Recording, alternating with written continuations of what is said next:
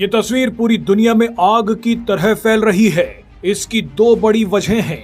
पहली वजह यह है कि ऑपरेशन सिंदूर के बाद भारतीय विदेश मंत्री एस जयशंकर चीन के राष्ट्रपति शी जिनपिंग से मिल रहे हैं, और दूसरी वजह है कि एक महीने दुनिया की नजरों से दूर रहने और बगावत की खबरों के बीच शी जिनपिंग पहली बार दिखे हैं।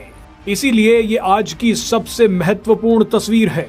भारतीय विदेश मंत्री एस जयशंकर ने चीन के राष्ट्रपति शी जिनपिंग से हाथ मिलाया, लेकिन जिनपिंग से हाथ मिला रहे विदेश मंत्री एस जयशंकर के हाथ का वजन इस बार कुछ ज्यादा था।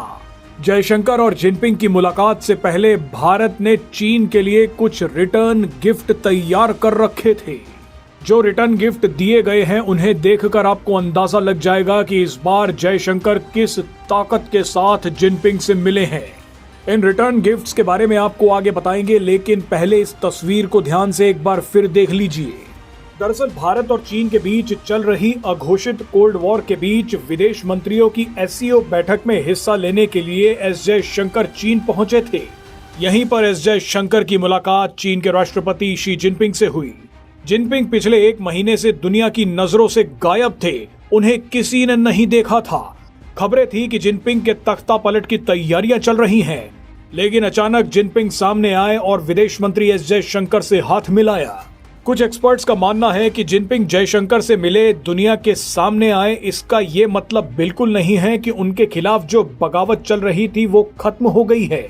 हो सकता है कि इस तरह की खबरों को दबाने के लिए ही जिनपिंग को सामने लाया गया हो। चीन में कुछ भी हो सकता है। बहरहाल जिनपिंग का आगे क्या होगा वो कुछ दिनों में पता चल जाएगा, लेकिन एस जयशंकर और जिनपिंग की मुलाकात से पहले एक बड़ा खेल हो गया। आप जानते ही हैं कि चीन ने ऑपरेशन सिंदूर के दौरान भारत के खिलाफ एक बहुत बड़ा षड्यंत्र रचा। चीन पाकिस्तान को जितनी मदद दे सकता था वो दे दी, मगर भारत भी इस बार पूरी तैयारी के साथ चीन पहुंचा। चीन पर ऐसे 3 हमले किए गए हैं जो जिनपिंग के लिए भारत का रिटर्न गिफ्ट है। तीसरे हमले के बारे में आपको बताएंगे तो आप खुशी से कूद पड़ेंगे। चीन को सबसे पहला रिटर्न गिफ्ट पीएम मोदी ने दिया। पीएम मोदी दुनिया के 3 सबसे बड़े लिथियम उत्पादक देशों के साथ मीटिंग कराए। पीएम मोदी अर्जेंटीना, चिली और बोलीविया के राष्ट्राध्यक्षों से मिले। आपको बता दें कि अर्जेंटीना, चिली और बोलीविया मिलकर एक लिथियम ट्रायंगल बनाते हैं। इन तीनों देशों के पास दुनिया का 60% लिथियम भंडार है। अभी तक तो भारत लिथियम के लिए चीन पर निर्भर है, लेकिन भारत अब लिथियम के लिए चीन की तरफ देखेगा भी नहीं। चीन को दूसरा रिटर्न गिफ्ट तिब्बत के धर्मगुरु दलाई लामा के जन्म दिवस के दिन दिया गया। दलाई लामा चीन की सबसे बड़ी दुखती रग हैं। तिब्बत और दलाई लामा पर कोई भी बयान दे दे तो चीन पागल हो जाता है, लेकिन पीएम मोदी ने दलाई लामा को जन्मदिन की बधाई दी। अरुणाचल प्रदेश के मुख्यमंत्री पेमा खांडू तो खुद धर्मशाला में दलाई लामा का जन्मदिन मनाने पहुंच गए।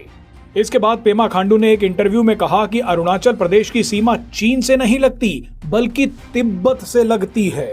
अब आप ही बताइए कि ऐसा बयान सुनकर चीन खून के आंसू रोएगा या नहीं। बहरहाल इसके बाद बारी आई तीसरे रिटर्न गिफ्ट की। ये रिटर्न गिफ्ट चीन पर एक बहुत बड़ा हमला है। हमला किसने किया है वो पता नहीं, लेकिन चीन पर हुए इस हमले ने विदेश मंत्री एस जयशंकर के हाथ का वजन बढ़ा दिया। दरअसल जिस वक्त जयशंकर चीन में थे और जिनपिंग से मिलने वाले थे, ठीक उसी वक्त 150 अज्ञात ड्रोन्स ने भारत के पड़ोसी देश म्यांमार में घुसकर तबाही मचा दी। इन ड्रोन्स ने म्यांमार में चीन द्वारा समर्थित उग्रवादी संगठन उल्फा आई पर बड़ा हवाई हमला कर दिया। चीन भारत के नॉर्थ ईस्ट राज्यों में अस्थिरता और उग्रवाद फैलाने के लिए उल्फा आई का इस्तेमाल करता आया है। चीन उल्फा आई को पैसे और हथियार देता आया है, लेकिन जयशंकर और जिनपिंग की मुलाकात से पहले किसी ने उल्फा आई पर तगड़ी स्ट्राइक कर दी। उल्फा आई के 3 बड़े नेताओं को मार दिया। किसी ने शायद भारत की तरफ से चीन को चेतावनी दी है कि अगर भारत के खिलाफ कोई भी काम किया तो हर बार जवाब अब एयर स्ट्राइक से दिया जाएगा। बताइए, विदेश मंत्री एस जयशंकर तो 2 रिटर्न गिफ्ट लेकर गए थे, लेकिन तीसरा रिटर्न गिफ्ट किसी ने अपने आप भारत के हाथों में रख दिया।